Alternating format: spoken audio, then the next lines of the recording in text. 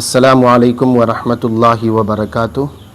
আজকের ভিডিওটা শুনিয়া যাইবা, ঠেলা মারি যাইবা না। আমি মুমিন কি নাই, আমি মুসলমান কি নাই, আমার ভিতরে ঈমান আছে কি না, সেটা কিভাবে আমি পরীক্ষা করব।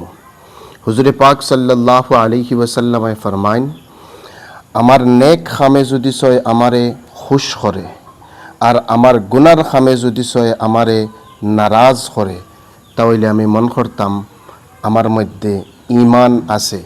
আর সেই ঈমানটা হইতরা একবারে নিম্ন স্তরের দরজার ঈমান। এই মতো ঈমান লইয়া যদি সয় সেও দুনিয়ায় যাইতে পারে, তাহলে আল্লাহ পাকে এই দুনিয়ায় 10 গুণ বড় তারে জান্নাত দান করবা। সুবহানাল্লাহ।